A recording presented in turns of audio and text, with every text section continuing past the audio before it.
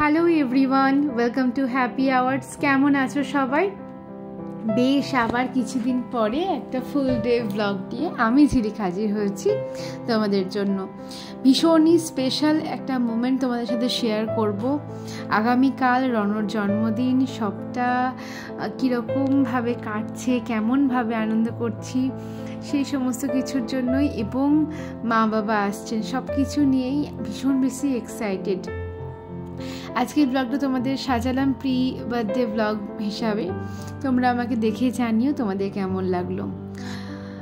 Good morning everyone. এখন বাজছে 9:30। রনও breakfast করছে, রাহিকেও দিলাম।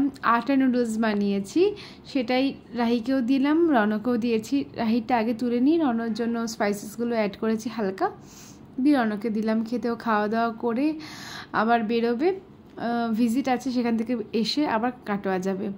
ভীষণই প্রেশার যাচ্ছে ওর, আমার সাথে আগেই শেয়ার করেছি। এখন রনর জামা কাপড়গুলো বার করে রাখছি, যাবে ও কাটোয়া, সেটার জন্য সমস্ত রেডি করে রাখি। এখন ও ফিরে স্নান করছে। আর এই যে সমস্ত যেগুলো আমাদের ডেলি এক্সপেন্স হয় আমি নোট ডাউন করে রাখি। রাহির কাজ দেখেছো, কপিটার আর কিছু অবস্থা রাখিনি, যখনই আমি লিখতে আসবো ওকে লুকিয়ে লিখতে হয় আর কি। যাই হোক, সমস্তগুলো একটু রেডি করে রাখি। রনর বেরিয়ে যাবে, খুব তাড়াতাড়ি আছে, নিমন্ত্রণ আছে, সেখানে আমার দেখা করতে হবে গণেশ চতুর্থীর। সেখানে দেখা করে তারপরে ও ট্রেন ধরে যাবে কাটোয়া।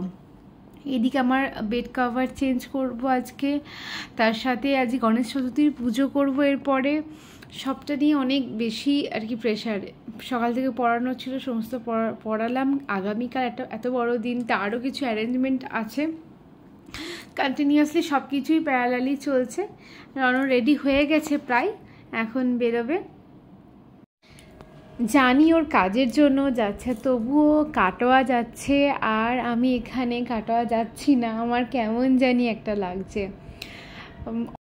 মাম্মা ভাত খাচ্ছে, মাম্মা চই ভালো না, তাই মাম্মা চুইচুয়ে খাচ্ছে মা বুকে, না বাবা? তোমার কি হয়েছে গো? ঠান্ডা লেগে চোখ পুরো ছলছল ছলছল করছে একদম।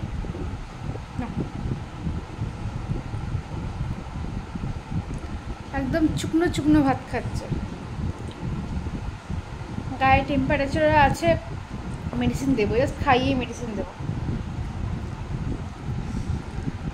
একদম ভেজ আলু পনিরের তরকারি আর পোস্ত আর ভাত, এরকমভাবে এক জায়গায় সব নিয়ে নিয়েছি। এবার লাঞ্চ করে ঠিক এইরকমভাবে শর্টসের অঙ্গে গিয়ে সমস্ত ভিডিওগুলো ক্যাপচার করি, আর আজকে করছি এরকমভাবে ভ্লগের জন্য। সো খালি ভুল হয়ে যাচ্ছে প্রত্যেকবার, শুরু করছি ভ্লগ, তারপরে আবার কেটে আবার এরকমভাবে আসছি। যাই হোক, একটু রেডি হয়ে চেঞ্জ করে রেডি হয়ে বসলাম। বাবা মা আসছে, এটা রনর জন্য একদমই সারপ্রাইজ। অনেক দিন ধরে মা বাবাকে প্ল্যান করিয়ে আজকের জন্য, কালকের জন্য আনাচ্ছি আর কি। কারণ জন্মদিন তো বাবা মা ছাড়া ভাবাই যায় না, সেটার কেমনভাবে জন্মদিন হলো। আর রনর এখন যা কাজের অবস্থা, ওকে নিয়ে যে আমি বাড়ি যাব সেটাও ওর জন্য পসিবল না, আর আমাদের কাজের জন্য পসিবল না। আমি যদি বা ম্যানেজ করে নিতাম যে হয়ে যেত, কিন্তু ওর জন্য একদমই পসিবল ছিল না। তাই বাধ্য হয়ে মা বাবাকে অনেক জোর জবরদস্তি করে, আসলে মায়ের শরীরটা ভালো না বলেই মাকে জোর করেই আনা একরকমভাবে। অনেক দিন ধরে, প্রায় 2-3 মাস ধরে আগে থেকে বলছি যে এরকম করে তোমরা এই সময়টা প্ল্যান করো, এই সময়টা প্ল্যান করে আসো। ফাইনালি মা বাবা আসছে, সেটা সমস্ত রনকে লুকিয়ে সমস্ত অ্যারেঞ্জমেন্ট করা। আমি টোটো পাঠিয়ে দিয়েছি স্টেশনে, ত্রিবেণী থেকে বাবা মাকে নিয়ে আসবে। আমাদেরই একজন পরিচিত টোটো আছেন, আমরা যখন যাই এখান থেকে ওখানে যাই, রনর ফোন থেকে নাম্বারটাকে নিয়ে ওটাকে করেছি। আর ওই যে একজন ঘুম থেকে উঠে দাঁড়িয়ে আছে। কি হয়েছে? কি হয়েছে? এসো। তার শরীর একদম ভালো নেই। কাল পাপার কি বার্থডে।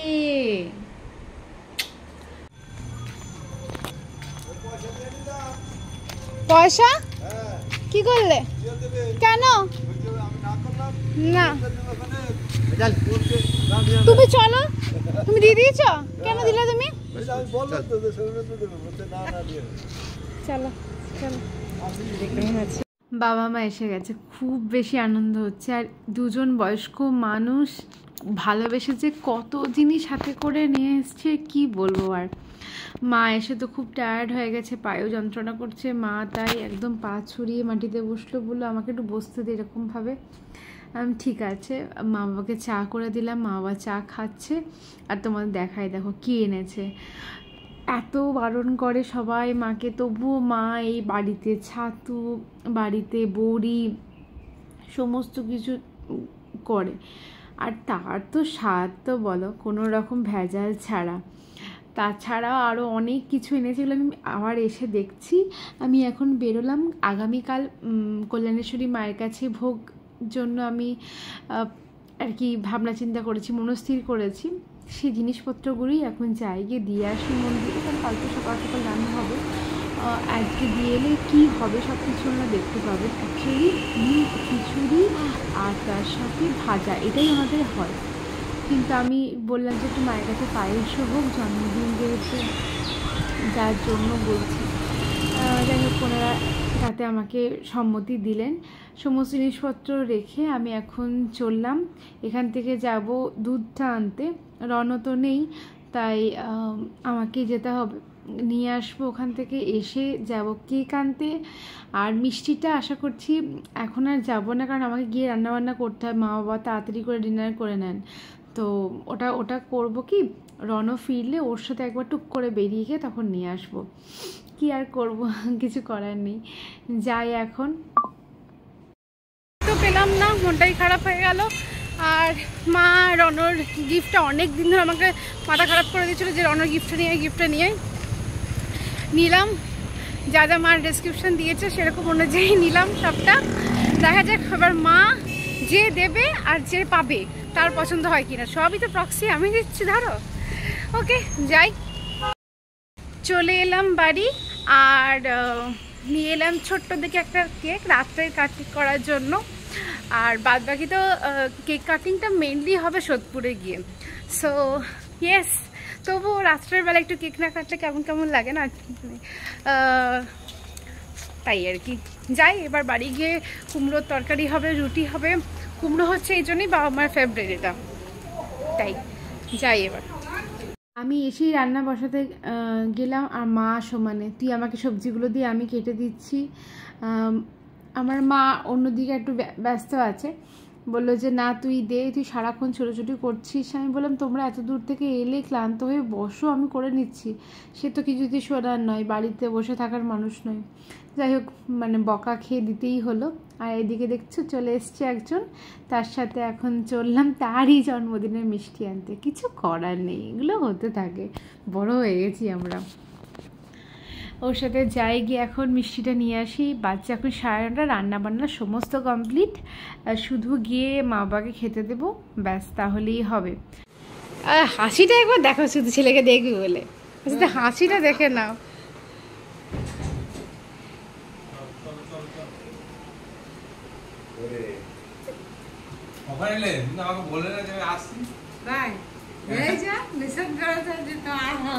তোমার ছেলেকে তুমি বলবে না, বললাম না, অনেকদিন থেকে আমাকে নিষেধ করেছে, বলেই নাই। ঠিক আছে মা, তোর বাবার সঙ্গে ভাব হয়ে গিয়েছে, এইটাই শুনে। ছেলে আর মা বাবার মধ্যে কথাবার্তা চলতে থাকুক। এখন এই ব্লগটাকে এখানেই শেষ করছি, দেখা হচ্ছে নেক্সট ব্লগে, বার্থডেওয়ালা ব্লগে। ততক্ষণ সবাই তোমরা সাথে থেকো, পাশে থেকো, আর হ্যাপি আওয়ার্স দেখতে থেকো। ভালো থেকো সকলে, টাটা।